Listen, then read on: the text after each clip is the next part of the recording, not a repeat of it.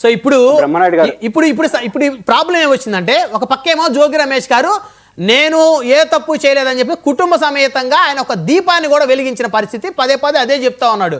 అయితే అంటే భగవంతుని నమ్మే వాళ్ళకి ఖచ్చితంగా దేవుడి మీద నమ్మకం ఉన్న వాళ్ళకి భయం భక్తి ఉంటుంది. ఆ విధంగా అమ్మవారి గుళ్ళోకి వెళ్ళి దీపం వెలిగిస్తే కుటుంబం అంతా కూడా ఏమైపోతుందో, మనం తప్పు చేసి చేయలేదని చెప్తే అనేటువంటిది నిజంగా దేవుడిని ఆరాధించే వాళ్ళకి ఎవరి దేవుడి మీద వారికి ఖచ్చితంగా ఆ విశ్వాసం ఉంటుంది.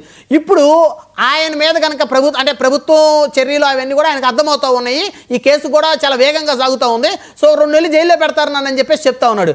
ఇప్పుడు ఆయన తెలుగుదేశం పార్టీ చంద్రబాబు నాయుడు గారు ఇంటి మీద దాడికి వెళ్ళారని చెప్పేసి ఆయన అరెస్ట్ చేశారని చెప్పేసి రేపొద్దున వైసీపీ అంటే ఏంటి పరిస్థితి?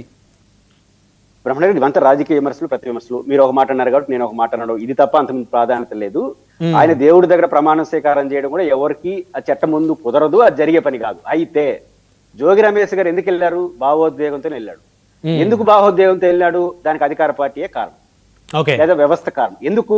2 ప్రచారాలు చేసినారు. ఒక ప్రచారం సుప్రీంకోర్టు నామస్ ప్రకారం ఏం సాంబశివరావు గారికి తెలుసు, విచారణ సంస్థ ముందు, పోలీసుల ముందు తోటి నిందితుడు చెప్పేది చెల్లదు, కోర్టు ముందు చెల్లుతుంది.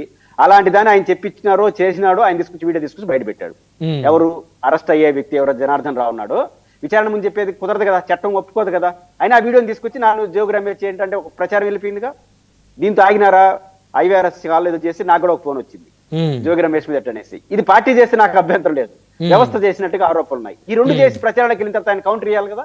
కాబట్టి దేవుడి దగ్గర ప్రచారం చేశారు. వాళ్ళు చేసిన కౌంటర్కి ఈయనకి ఎన్కౌంటర్. ఇది వాళ్ళకి ఇది ప్రజల్లో ఎమోషనల్ గా వచ్చిందని కౌంటరే తప్ప ఇది రాజకీయంగా చేసింది. ఆడికి అయిపోయింది ఆ పని.